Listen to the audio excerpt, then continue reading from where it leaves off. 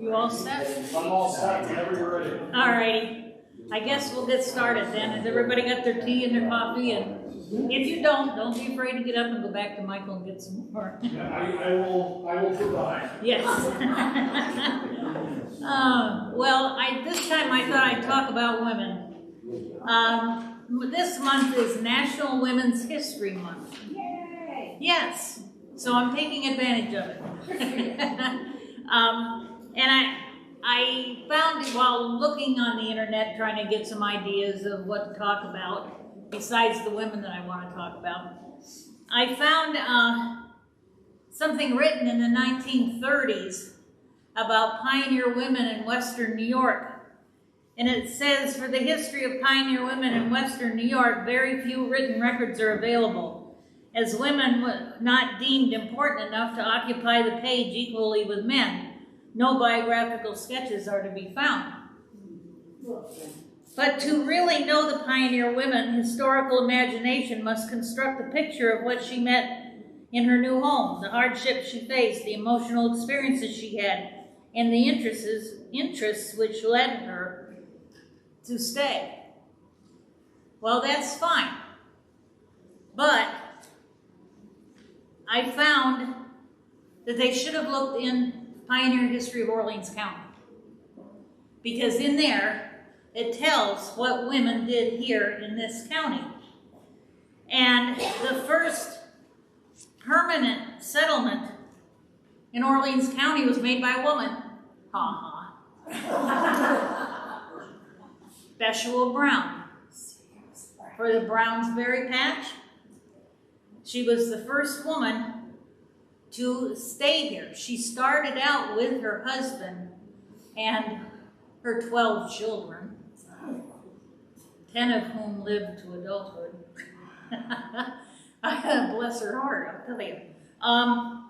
But I thought I would read what Brownsberry Patch, what Browns put on their website. It says, Bathshua Sheffield married Elijah Brown on Long Island in 1774, when she was 19 years old.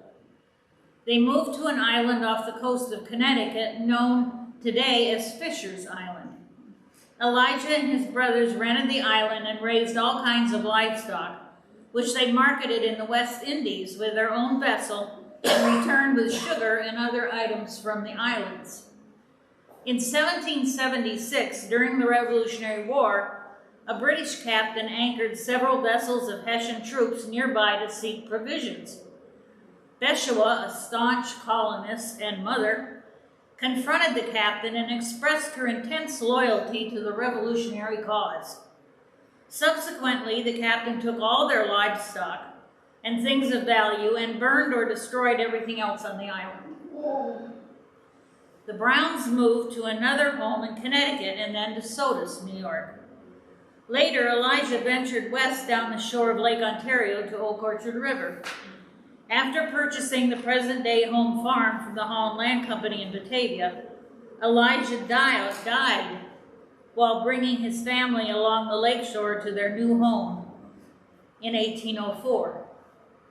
Bathshua, age 49, buried her husband on the farm in what was to become Orleans County's first marked grave.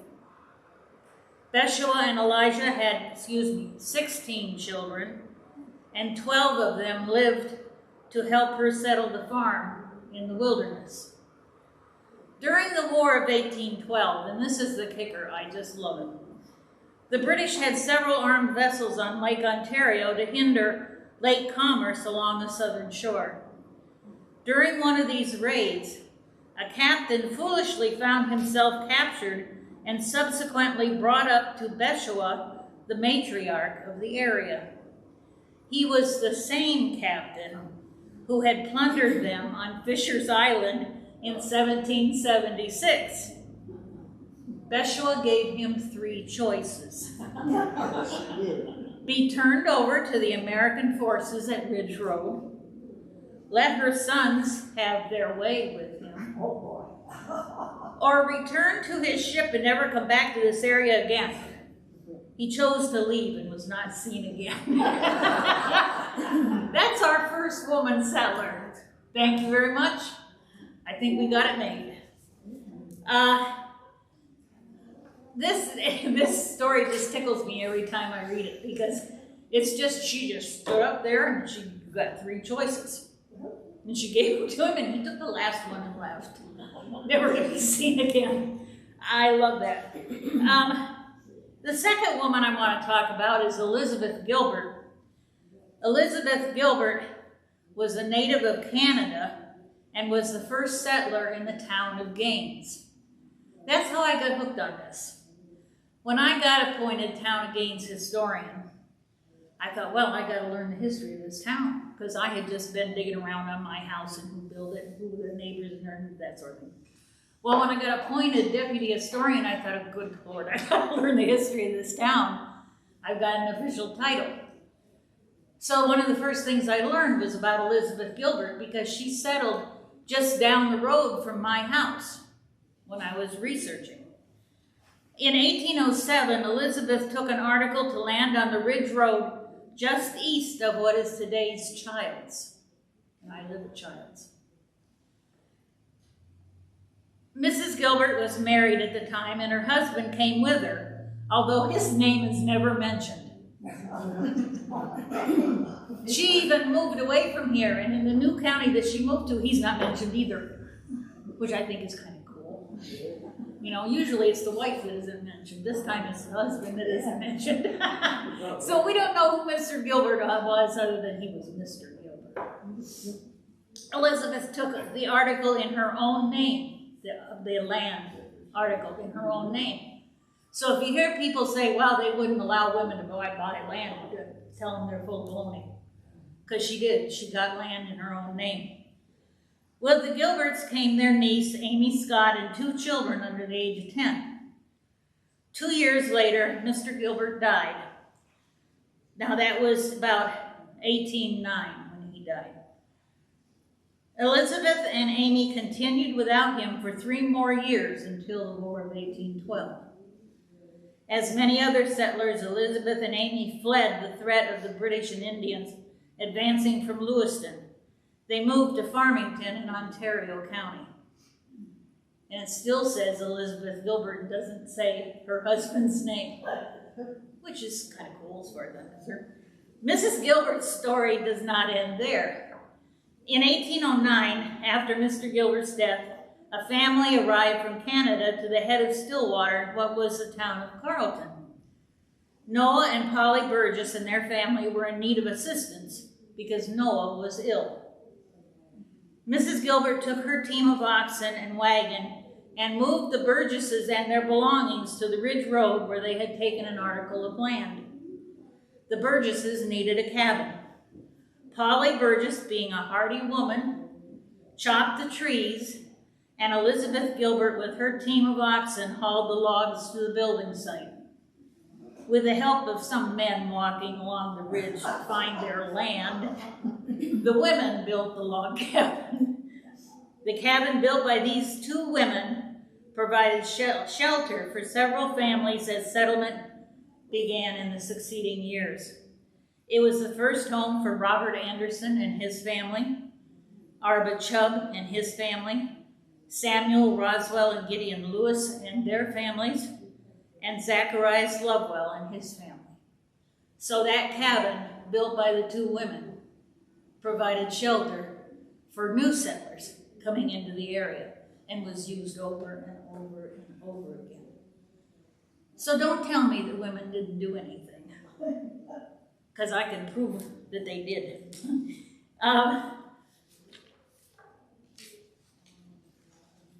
Let's see who I want to do next. I want to do Lydia Mix. Lydia Mix. She wrote her biography. She says, I was born in the town of Branford, state of Connecticut, 1783. My father's name was Thomas Rose. My mother's name was Lucy Baldwin.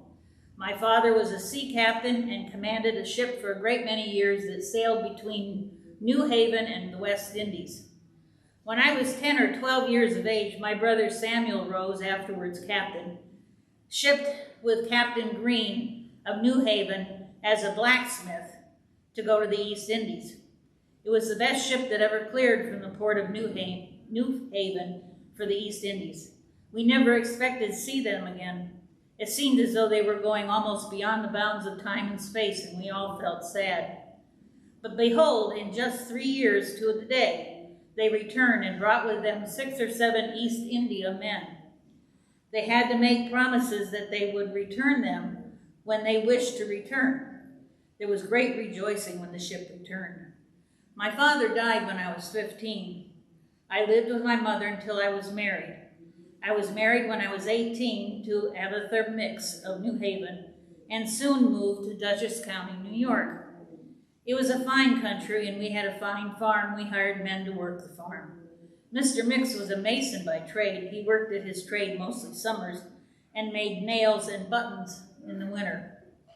We lived there for 14 or 15 years. I had 6 children while we lived there. We had good schools so that my oldest children got a pretty good start towards an education. We sold our farm and started for Saratoga County when my 6th child was 6 weeks old.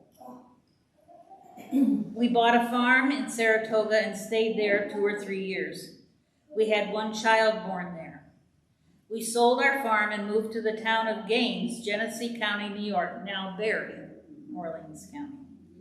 We arrived there in May of 1811. The country then was almost an unbroken wilderness.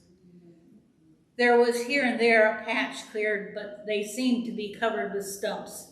Mr. Mix had been out the year previous, engaged a man to build a house, but he was rather slack and he'd not got it finished.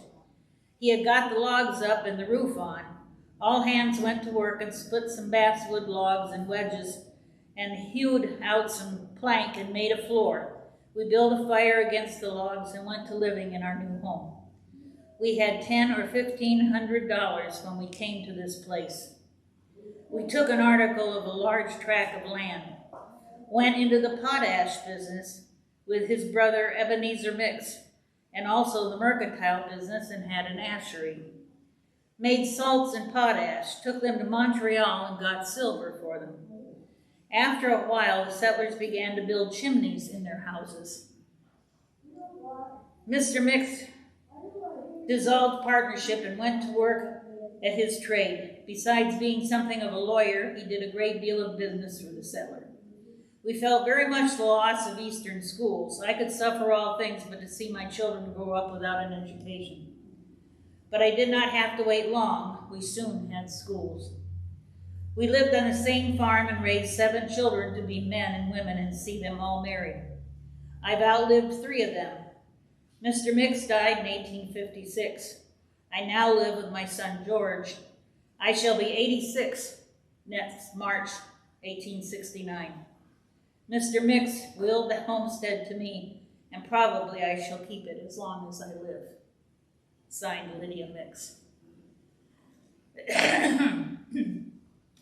I like to read these accounts that the women wrote in their own language, not written by a historian that said, well, we think she came here and so and so.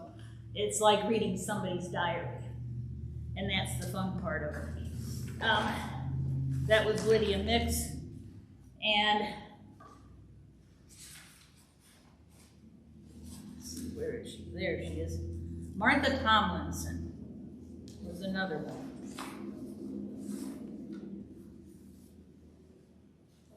One woman who never claimed her dower, but raised 6 children after her husband's death was Martha Tomlinson Seward. Dower was a woman's right to claim money and support after her husband died. Not every woman did it. They could claim on their husband's death, but they had to go through a lot of paperwork and had to have people verify in court, that sort of thing, or in front of a judge. And some women just went, nah, it's not worth my effort. But those were some that they did go for their dower. Martha Tomlinson, Seward, was one of them. She never claimed her dower, but raised 6 children after her husband's death.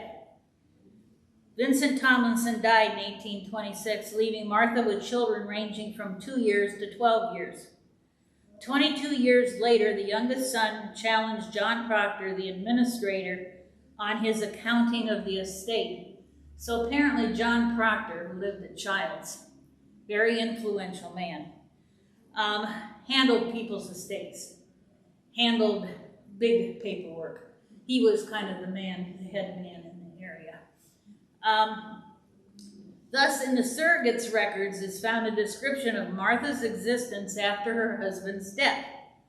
And testifying, she states, "I had 6 children, Benjamin 12, Mark 9, Ari 6, John 5, Russell 4, and Clinton 2.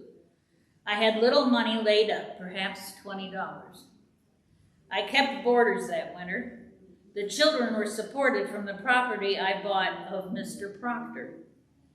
The produce of the farm we lived on and paid Proctor for $90 and a note. I bought of him 1 cow, 2 fat hogs, another cow, grain, and so on, making $90. I paid it. I never had any property but my husband's. Proctor said to me that he wanted receipts to show surrogate that he was doing something for the family and that he had receipts to show boys were of age or might make a fuss. I paid schooling of the children. Proctor never furnished anything for the children of any kind. I never received anything from Proctor for myself. I told Mr. Proctor I did not want to sell lands, that I wanted to keep it for my children. I told Proctor there was money enough in the house to pay the balance due for the land." So here we see a woman fighting a very influential man in the area and standing up for what she knew her family needed and what she was good for and what her land was good for. He wasn't going to back her in a corner. And I like that about Martha. She was another one of those pioneer women in this area that didn't take anything from anybody. Cynthia Lee Proctor. Now this will get you, because this is, Cynthia had been married 3 times. First to William Mudgett of Lyndonville, then to Dr. Hurd of Middleport, and finally in 1867 to John Proctor of Gaines. Mrs. Proctor wrote this manuscript to be read at the meeting of the Pioneer Association of Orleans County. It was read but never published anywhere. Cynthia died June 22nd, 1885 at the age of 82. But they found her written account and they published it in their Pioneer History of Orleans County. And she wrote this March 10th, 1870. "Having often been solicited to give a history of my pioneer life, I've excused myself by thinking that no event of my life had been very significant import to record it. But as the interest of our society depends on an individual experience, such as it is, I give it to you. I was born in the town of Wardsboro, County of Windham, State of Vermont, in the year 1803. My father and mother, John and Sarah Lee, were natives of Massachusetts. Soon after their marriage, they settled in Vermont, where they remained until 1804, when they removed to this state, New York, and settled in the town of Sullivan, County of Madison. My mother had 12 children. Do you notice how many people had 12 children? 10 of whom survived her.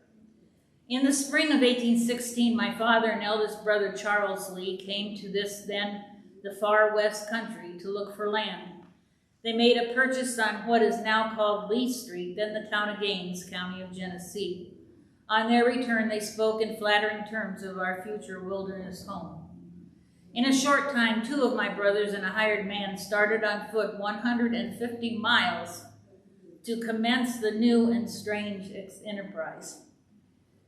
I think my brother Ora felled the first tree to commence a settlement from Shelby to Bent's Corners on the Old Orchard Road.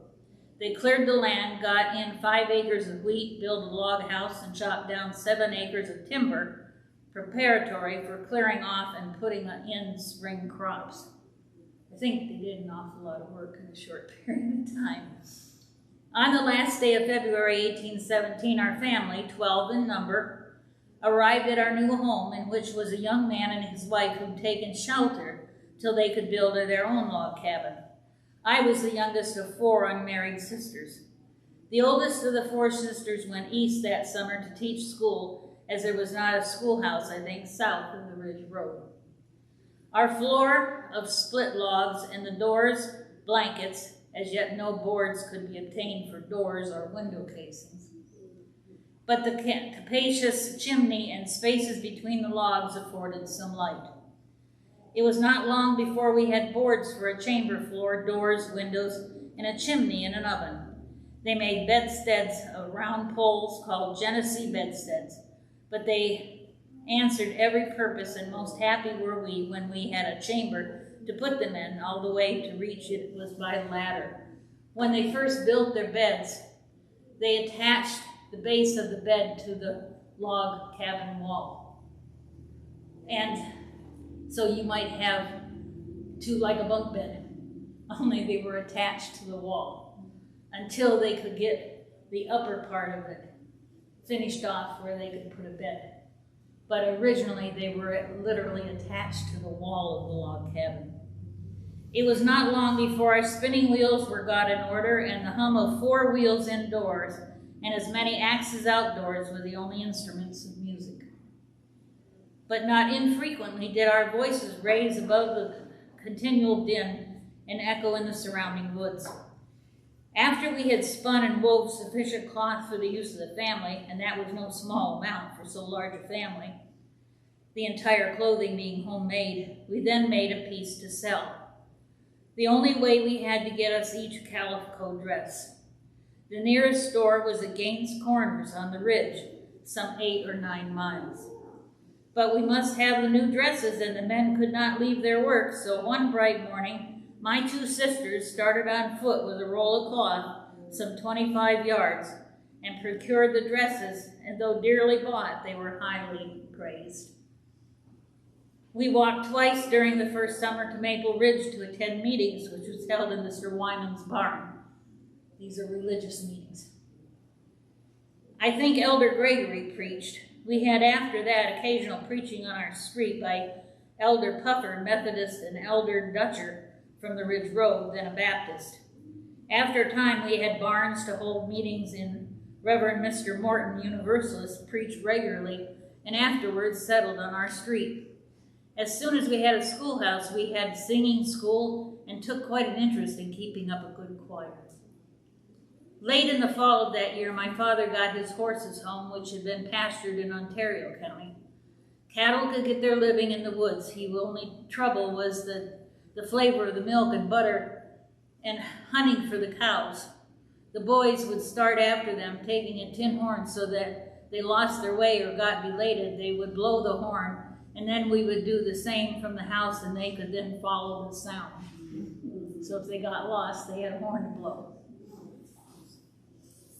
That was a dismal sound when we heard the horn in the evening, and frequently the howl of wolves at the same time. On one occasion, every one of the family was awakened from sleep by the noise of wolves not more than 15 rods from the house. They had attacked a flock of sheep and killed 5, and most likely would have killed them all if they had not got fighting among themselves and aroused the family. So the wolves got fighting each other and woke up the family, and the family chased them away. After we got horses, my sister and I took a ride of 13 or 14 miles to visit a friend in the town of Yates, or Northwoods, as we used to call it, section of the country north of the Ridge Road. After we got to the ridge, the ride was delightful. Nothing arrested my attention more than the plots of grass and woods in the distance. We'd been in the woods so long without seeing either that sight was refreshing. We went about 3 miles north of the ridge, but what a road, if road it could be called. The mud and water would frequently come up to our feet in the stirrups. I had no desire to visit that place again and did not for some 20 years, when I could hardly realize it was the same place. So she didn't go back there till after they built it up and it was halfway decent, and she went back. My sister Sally, who afterwards married Andrew Stevens of Knowlesville, taught the first school in our district. She taught a winter's school in a private house. The next summer they built a log schoolhouse in which she taught the ensuing winter. Our opportunities for an education were very limited, for we could not be spared from home more than 2 or 3 months in the winter. Few books save our school books and a Bible. My father took 2 papers, Irwin's Weekly Advertiser in New York and the Spirits of the Times from Batavia. Soon after this time, there was a religious paper started in Buffalo, which we took, called the Gospel Advocate. My sister Clarissa, who afterward married John Proctor, commenced her first school in 1817 on Oak Orchard Road near Benton's Corners. She was engaged in teaching school for several years, mostly in this county. I do not recollect of hearing any mention made of spinning bees in our society, which was quite fashionable 50 years ago. When a neighbor got behind in her work, we would distribute the flax and tow to her young friends, and they would each card and spin a run or two, and at the appointed time take them home. Young men, there were no gentlemen then, I like that, would come in the evening, and if no fiddle could be obtained, we would dance after fife and clarinet or make music with our voices so that the dancing would be as systematic as with instrumental music. I recollect one occasion of walking 5 miles to a quilting. It was held at Mr. Madison's, who kept tavern south of Albion in a log house. We had to get the quilt off to make room to dance, but we finally got the floor, which we kept nearly all night. So you hurry up and get that quilting done so you can dance. In the winter of 1819, my brother Ora Lee was married. He built the first frame house on the street, in which he put a smooth floor, and of course we must have a housewarming. We had quite a large company for the times. Some came from Shelby Basin, Elliott's Mills, Ridge Road, and Oak Orchard, as far south as Berry Center, including all within those limits. There was no exclusive parties in those days. All who had ventured on pioneer life was considered equal and gladly received to make up the society. I think as the youth listen to the stories of the pioneers, they are apt to get the impression that our life was one of hardship, privation, and toil, but such was not my experience. We had our social pleasures just as much then as now, but less time to argue about styles, conventionalities, or grades of society. So we didn't break up into little groups. We all just celebrated together. True, we labored hard, but that was the fashion, and they all adopted it. An indolent man or woman was not in fashion. We often went to parties on sleds in the winter and thought we were well-to-do when we could go on horseback, a young man taking his girl on the same horse behind him. Another source of happiness, which none but a pioneer can appreciate, was to witness the improvement constantly going on in our hope of better days more than realized after the first year. With what joy the canal was received, and surely it was making a western New York at that time. By this way, it was my privilege to come to Medina on the first boat that passed through this place. Robert Hunter was the captain, and he was determined to go through to Lockport first, so he came to Medina to reconnoiter and returned to Eagle Harbor that evening. His sister was with me, and we really thought it was an important event. My sister Esther, who married William Tanner, taught school 1 year, half a mile west of Eagle Harbor in 1821. There was no framed schoolhouses that day in town. A little incident occurred in her school worth mentioning. All at once, a little boy called out, "A snake! A snake!" And there, in the corner of the room, was a black snake crawling up the log with the evident intent of getting upstairs. She had nothing to encounter so formidable a foe and sent the children for help, but he was gaining his point so fast, she took the log off a bench, pulled him down, and killed him. It measured 5 feet 9 inches. My first school I taught in the same house the next season, and I kept a good watch for snakes. I taught 6 months at $1 per week, and then the common price. In 1823, we buried our dear father and mother. They were surrounded by their children, not one having settled more than 4 miles from home. In the spring of 1824, I went into the same district again. They had built a frame schoolhouse at Eagle Harbor, which began to have the appearance of a village.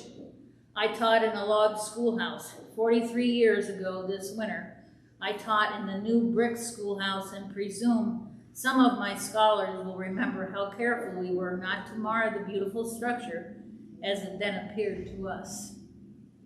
It was used for meetings or any public gatherings. I think Knowlesville was a pet school. I taught there 3 years. During my last winter's school, I had 96 scholars. We had a variety of school books, but they must be used in our scholars' class accordingly. We had to set the copies, mend the pens, and rule the paper for new beginners. Our education was extremely limited in those days, but what we did know, we taught thoroughly, and what we lacked in knowledge, we made up in perseverance, and from the schools of that period have arisen many a bright star, of which our county may well be proud. I'm thankful to my Heavenly Father that I've been permitted to live in this period, from the wilderness to behold this beautiful country, from ignorance and superstition to see the love of science and consistent view of the character of God enlightening the minds of the rising generation, bringing all souls more in harmony with His divine law. Love to God, love to man. Cynthia Lee Proctor. And those are the stories I wanted to tell you. I think it's really interesting to read firsthand what they went through. It's different than reading a historian writing, well, they probably did this and they probably did that. When you read these, you know what they actually had to deal with because they're telling you in their own words. So just had to tell you a little bit about the women in our county, and I think we should be very proud of those first settlers. Thanks for coming. I appreciate it. Thank you.